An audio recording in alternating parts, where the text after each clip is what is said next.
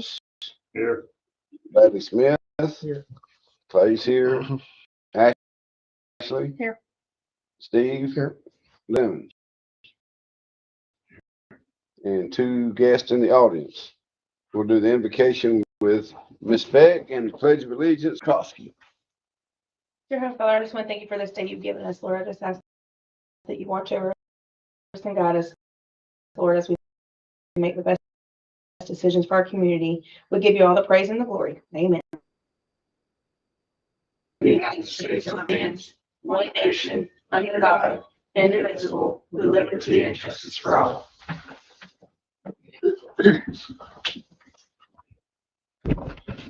Okay. Additions, deletions, and corrections to the agenda. We have 1, item number 5 needs to be deleted. FBLA will not be present tonight. Can we substitute a discussion about the property, school board property? If that's what you would prefer to do, yes, sir. Yeah. Okay, let's do that. Okay. Do I need a motion? We just. Motion to add the discussion of the school board. Yeah. Perspective. Motion by Alicia to delete FBLA presentation and add discussion on school board property. Was seconded by Sean. Any discussion? All in favor? Aye. All approved? And it carries. Okay. Discuss and or approve following meeting minutes, February 3rd, 2026. Motion to approve February 3rd meeting minutes. Motion by Mr. Decker, I'll second. seconded by Ms. Krosky. Any questions? All in favor? Aye. All opposed? Motion carries. Okay, item number 5, discuss school board presentation, property. Okay, we've heard some initial information that the school board may be ball fields. I don't know if all 2 of the ball fields are all the ball fields, but so we, hearing that, we looked at the statute says that for purchase any real property for a municipal purpose, you must have an appraisal. If the value is less than $500,000, you can have one appraisal. If it's over $500,000, you have to have 2 appraisals. We hear that they have the property appraised. We have not. I don't think anybody has seen the appraisal. And again, it's speculative, but I heard it's 500,000. But so I don't know if there's interest in pursuing that property. I know the one thing we'll have to look at probably in depth is all the leases that we currently have and how that would be affected. But again, and then it becomes part of the thing of they have it appraised. We do. What amount are they going to accept? That kind of thing. So I think legally we would be required to remain at whatever our appraisal turns out to be, if whatever that amount is. But I don't know if anybody knows any more about the. It's my understanding they won't sell that whole piece, even the 2 or the 3 that we've got leased. The number that they give me was that they told me was that they had appraised at 500. They wanted 800, and I said that my eyesight was a little foggy at 800,000. Is it included the high school softball field as well and the soccer field, or The just whole the 2 fields? As I understand it, from 10th Street to the canal, and from their fence to the whole thing is what I'm understanding.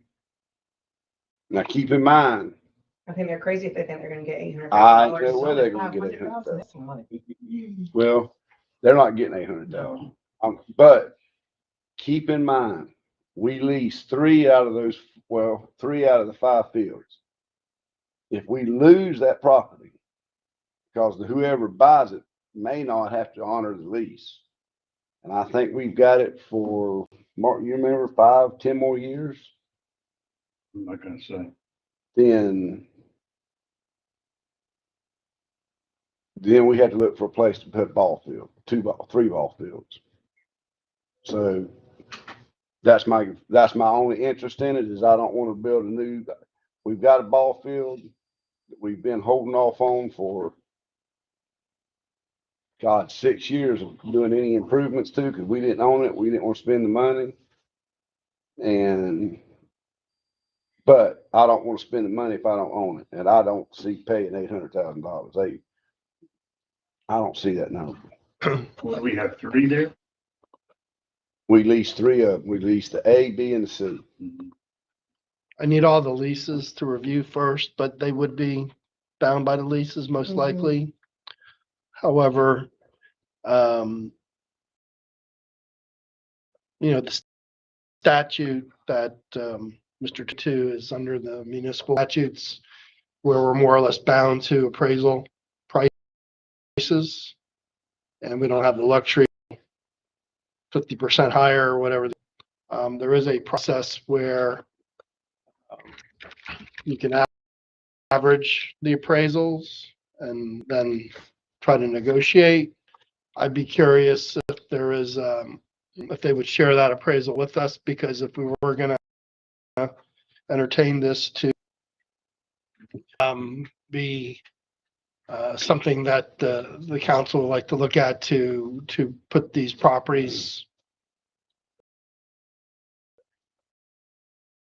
as part of our parks or public purpose properties.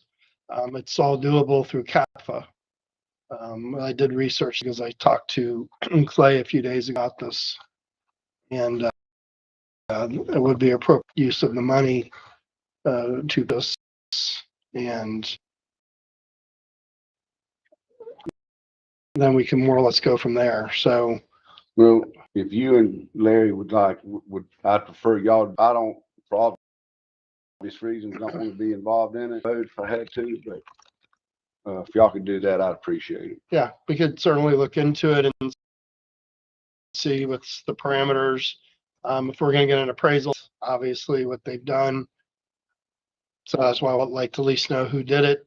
And there's a process for them to keep it confidential and not a public record for a short period of time. But the problem is because the statute binds a city to the price of the appraisals with a little bit of flexibility, it doesn't do a lot of good to say, oh no, you can't see my appraisal, because, we have Right. certain statutory criteria that we have to go through, but at least we can go ahead and get our own and get the ball rolling if that's the case. But Larry and I will get our heads together. If maybe Ashley, you could put your finger on those leases for me and just email them to me, and then we'll see if there's an interest.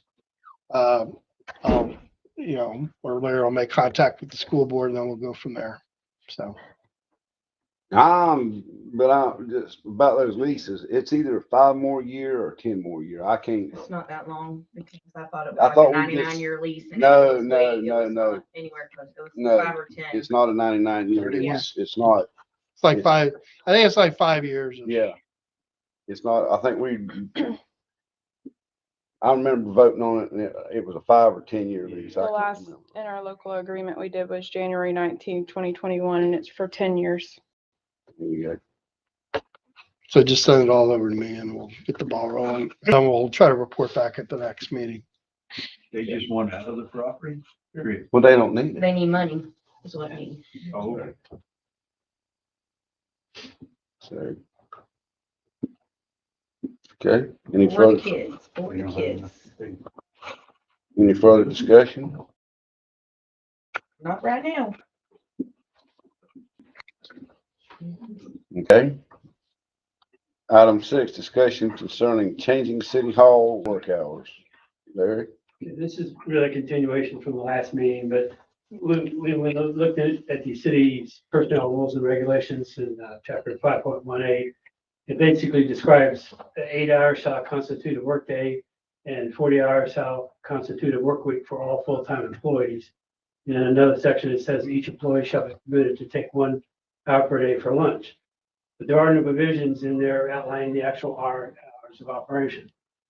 one of the, in another section, they talk about the city manager or city clerk shall be the chief administrative officer of the city and shall be responsible for all administrative matters and operations and authority of the city council. That's part of the city's charter. So since the charter is assigned, responsibility for operations, I think that really probably should fall back on the city manager, city clerk to be able to set the standard work day and work week hours. We're currently operating on an 8 to 5 with a 1 hour lunch break. That does provide you the most coverage at all times. Even considering you've got people in and out. Having hours, having one person, for example, coming in on 7 a.m. to 4 p.m. is probably good for the fact that if you open the doors at 8 o'clock and your customers come in with you, you're not set up to operate yet. You got to get the money out of the vault. You got to get all that stuff set up. In addition, you may have employees coming in over at the warehouse that come in at 7 that need to call in for POs. I'm sitting around waiting for a period of time to go out. So, so like I said, but that was what I was kind of bringing back, that I think that, we probably need to look at, at the operating hours. One of the big issues came up, I think, at the last time, talking about for years operating with the same people, those hours kind of thing, and what's the difference? One of the big things is grants. We've been very fortunate to get a lot of grants here recently. Well, all those get processed through up here. You got grants through the CCPWA, you got grants for the city that they're operating. We have to make all those payments, do all that stuff, because they're going to doing quarterly reports and all that. So that's we're getting a good amount of money, but that is a lot of work that was never done in the past, kind of thing. We've changed zoning, a while back. So more people are coming in now for zoning issues. Implement new ordinances on fences, garbage window, all those, have brought in a lot of traffic that never came in before, that are coming in, to City Hall to that. We've rate increases. We just did a water rate increase, a wastewater rate increase. So calls and other things for information is really up for what it used to be.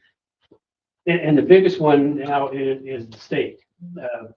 We just got from the Public Service Commission. We had to report back to them. It took us about a week later, providing information on electric rate increase that was going before the Public Service Commission.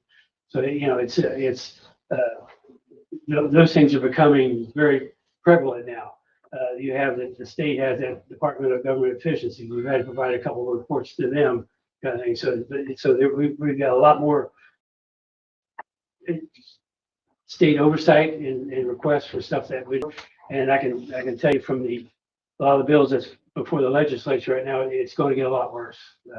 But just to point out that there are some differences in the past. There's a lot more. We're getting a lot more requests for information work, process, and those kind of things. So I think, I guess our requesting the flexibility to be able to set the operating hours as we need. And like I said, if changes are needed, we'll come back and try to request changes and get notifications out there. I got a couple questions for you, Larry. And I've asked this before, and I just want to make 100% sure in my mind where I'm at with this. Why do we have to have at 7 o'clock? Why hasn't Brad already got his work orders? I mean, how hard is it to send work orders? I mean, hit a button on a computer and it goes down to. It doesn't operate that way right now. Basically, they're over there. They're calling in up here for a PO to generate a PO. Like I said, and the work orders that are generated up here are not going down there automatically. That's the next phase of implementation when we get utilities fully into the new system where we can do a lot of that by electronically versus running paper around. How long will it take us to get there? we were talking about this today about trying to determine a timetable on when we're gonna be able to move utilities onto either the Clarion system or possibly another one. I would say it's probably at least 3 to 4, 5 months out, probably, Before we can start working on you know. the swap. Let alone getting it set up correctly. Yes, To operate. yes. So That, to me, that's just, well, when Brad's gotta wait down there 30 minutes to get Well, we're a old work school. order or PO. You gotta remember, nothing, high tech happened in this building for many years, so we're just now trying to catch up with times, and it takes time. It takes time to implement those new systems. It takes time to each section in that system to go online and be working up and running. And we're getting closer to being back on schedule with the audit, so we're working on the 25s right now. Obviously, we have to get that completed in the next couple of months. But like I said, doing that, we should be back on schedule with those. So that takes some of the, or a lot of the workload, it streamlined quite a bit of workload kind of thing. So we won't have to do what we're doing right now with doing a lot of reconciliations that we won't have to do, so. Next couple of months you'll be finished with. Yes. We're probably gonna turn the audit over to the auditors at the end of April, and they'll have May and June to get it done. And we're not late with the 25. It's not due No, until, June 30th. not is- June 30th. So we'll have, So we're actually doing good with that. yeah, and like I said, we have to give them a date, for them to schedule, so we told them the end of April. That doesn't mean that we won't have the stuff uploaded. There's a system called AIE, which is where we load all the stuff electronically for them to look at, so they don't have to, we don't send copies of stuff, so we'll have a lot of those, we'll be starting on those worksheets real soon, getting them loaded, so like I said, we intend to have everything ready for them to go full forward on, at the end of April, so. So I don't mean to beat a dead horse. So if we're getting work orders at 7 o'clock, weren't they ready at 4 o'clock the day before? He's not talking about work orders on this. He's talking about purchase orders, like if they need to go purchase something for need the to go nap vehicle it, Okay, or whatever. okay, I Yeah. understand that, but so work orders. Work orders, they usually get the day before unless it's something somebody called in for after they left Okay. for the day. All right, They now, get it the next morning. all right, and then purchase orders, you can't buy nothing until, Exactly, yes. okay. You don't get work orders in the afternoon then? After lunch? Do we get work orders? Mhm. Yeah, That's what you just. How's that work out for you? You can do up about 2 o'clock, we usually pick up and, like I say, if somebody called after 4 or 5 o'clock, and then move the next day. So. From 7 to 8, we can't really go purchase or do anything like that with us. Like I say, I'm fine with keeping the hour closed for lunch. I think it's better to be full staff all the time than have a girl leave every hour. So what do we have? 4 girls? So 4 hours, right? Well, if all 4 girls are here, we usually do 2 and 2. So that's 2 hours that we Right. are not, But are then that's understaffed. also 2 people. So if they call, Mhm. they need Melissa, she's on lunch. And Yes. so half the time they call, if they're on lunch, Mhm. they're probably not getting the answers that they need anyways. Mhm. I just think it makes more sense to be closed for the hour. Obviously, it's up to Mr. Tibbs according to this charter, which I'm also fine with whatever he suggests. He's in this office all the time. He knows what's going on. And that's my opinion. Well, based on the charter, there's not a whole lot of debate to do. I mean, the charter says it's Barry's call. Right, Steve? Correct. and like I said, I will, obviously, we'll keep you advised, and I'll be looking to you for feedback. If you hear anything that's a problem, let us know. We'll see what we can do to address it. I don't know if I'm just-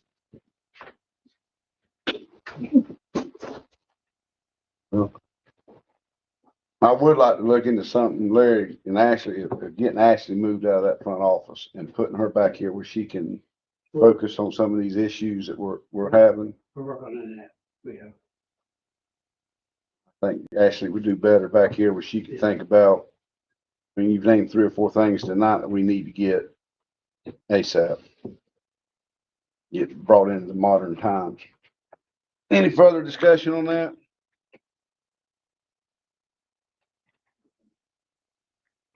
Okay, report of officers, city manager. I think one of the, we had that local technology planning group meeting this morning. We have, the county has once a month dealing with broadband. Connexon,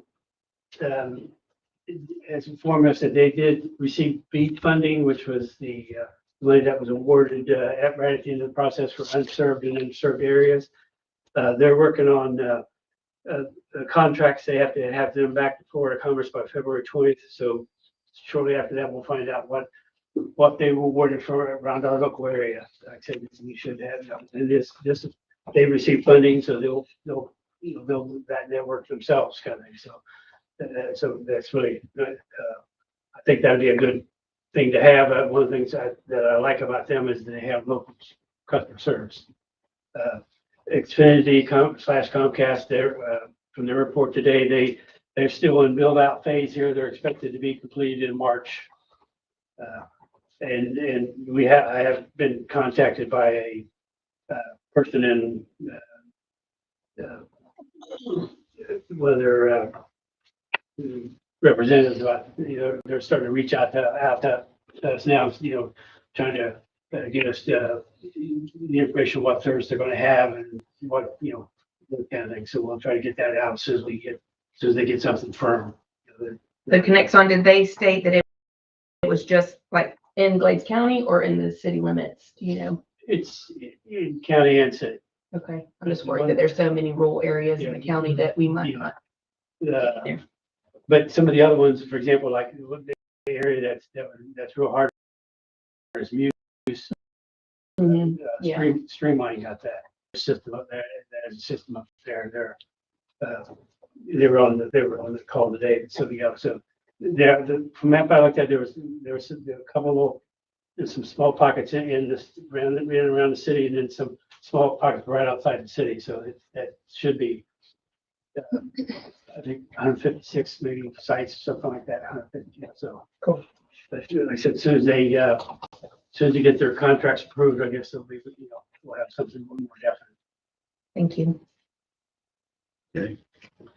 And our GIS mapping system, we had a big meeting here this past week. We're really getting close to getting it operational, fully operational kind of thing. So it's going to turn out to be a really good tool kind of thing to basically locate everything we have that's out there in the ground or above ground or whatever. So that system's looking pretty good. I think that's it. Anybody have anything for Larry? Sean? Okay, item, number B, letter B, city attorney. I set up, with Judge Dorman, the code enforcement hearing for the one violation that we have. I figured it was easier just to go through that method as opposed to reinventing the wheel if we only have one case and it's occasional. And he would allow us to do it the same day that he does the county code enforcement cases. So he asked if we could call tomorrow to the clerk's office and find out what day he's doing it next month, and he'll allow us to put that one hearing on at the same time. So if you could do that and then remind me, and I'll do the notice and all that. So we're not using the magistrate, we're going. I mean, for one case, it doesn't make sense to reinvent the wheel at this point. How's that gonna affect us in the It'll be future? faster. I think this will be more streamlined for now. If it turns into that we have a buildup, then We haven't paid the magistrate anything yet. No. Okay. I was trying to keep it like that as well. So, For time, they really for time served. So, yeah. But to gear all that up just for one case, and there may not be a lot immediate didn't really make a lot of sense to me. So I spoke with the judge and he said he would allow that to take place. Well, maybe this will set a precedence and the other 20 that'll go away. Well, then we'll go from there. So one at a time, but Ashley sent me the rest of the the photos and the documentation late last week. And so I'll put it together once we figure out what day I think he said it was like the second Monday or third Monday of the month. So I'll figure it out, but I'll keep you guys posted. That's all I have. Okay, anybody got anything for Steve? Thank you, Steve. Ashley, city clerk. I don't have anything. Got anything for Ashley? Okay, thank you, Ashley. Mhm. Bradley? Just to touch on that mapping, GIS mapping, there is a field tech here on site. Going around and he'll be pretty much here. And so you get calls or anything like that, you see somebody rolling around, got a bright yellow shirt on, reflector and all that stuff, so I'll put it, it's actually pretty fast, a lot faster than I thought. I did reach out for some quotes on the paving that we had talked about at the last meeting. One company came and looked at the roads. They haven't sent me the quote yet. He's gonna do it two ways, one for remilling and pave, or one for just, overlay. There's gonna be a significant price difference, but there's a significant time that it lasts. 5 to 10 years or 25 or 30 on the two quotes in these documents. Two other companies won't come do the same thing. Denco, they're still on Railroad, almost to 8 there. And then until that D-rail calculator to set up the blocking system because of the water, we got water line right there. So looking at that, just kind of moving along next week, we're gonna start gearing up for Challenger and cleaning up. Just trimming trees and doing that kind of stuff. Whatever needs to be done. You keeping your guys tight on the ball fields, making sure they're Up there, the ball field look pretty bad because. yeah, it's dry, I know, so it's a, Trees and all that good stuff. And It's the swings. I know Connie's not here, but she Trying to be crazy. did hear from her. We know for the seawall expansion, we'd asked for 1.8 million to finish the seawall. In the house budget, they have 925, which is half of that in the house budget. So while they go into budget session next week, so hopefully she's going to try for the difference and also try to get it on the Senate. So we got half, we've got kind of a foot in the door kind of thing. So hopefully it makes it through, but at least this year we did get some. So far, we've got some money earmarked for it. Okay, does anybody got anything for Brad?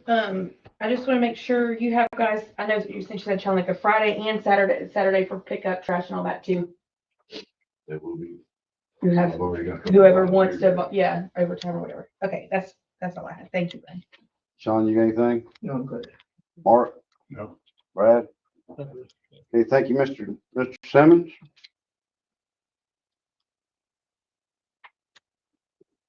Number 8, approval of the bills in the amount of $98,004.83. I make a motion to approve the bills. Motion by Sean, Second. second by Alicia. Any discussion? All in favor? Motion carries. All opposed? Motion carries. All right, citizen comments, general concerns, speakers are limited to 3 minutes.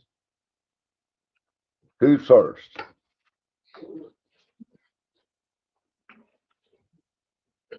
Hi, Susan, 442 Avenue. I just wanted to bring in front of you some code enforcement issues that I think need to be looked at. And I'll start with the easy ones first. The canal on Railroad is heavily impacted by trash and debris and needs to be looked at. Burger King on 27, although is closed, needs to be held accountable.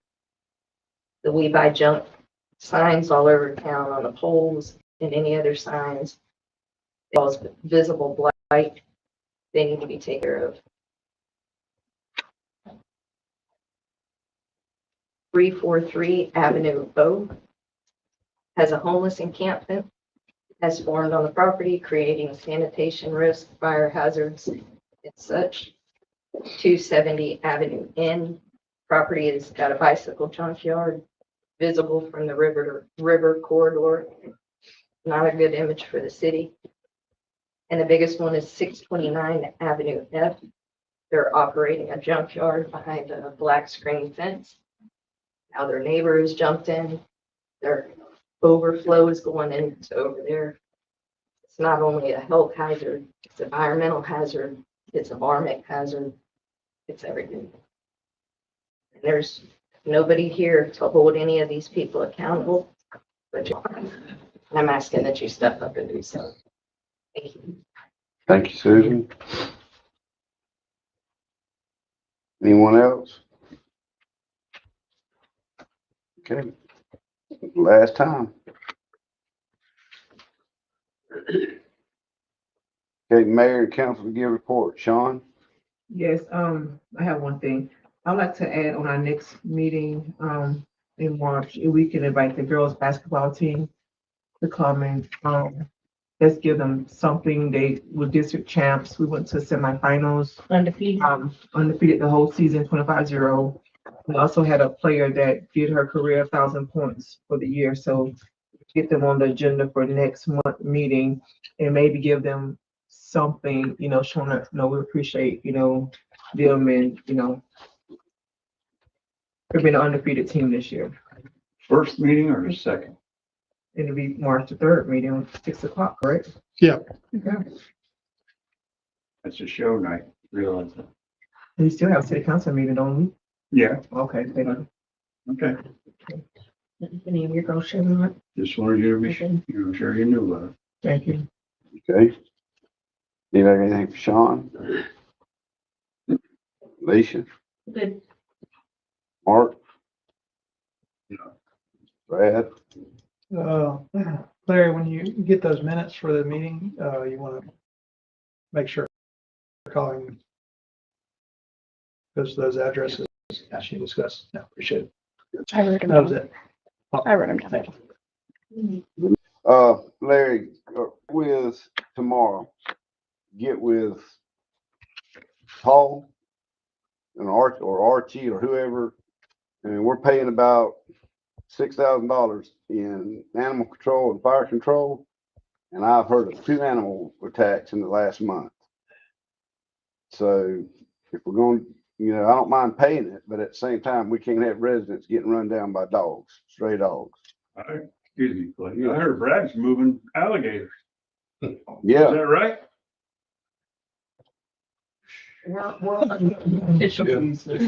Wrong tape, but Mark. That's all right. He just But- moved it. But that's, please make sure that, and I understand that Brandy may be sick or if she's not able, at least get somebody that can come get a dog or do something. It's one out there in the park. Case in point. Cute.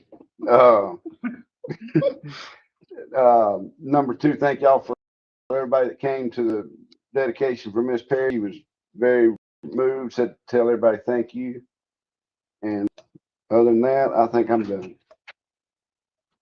Tired of talking. So discuss financial statements if needed. I make a motion to adjourn. Motion by John, Records. second by Alicia. All in favor? All opposed?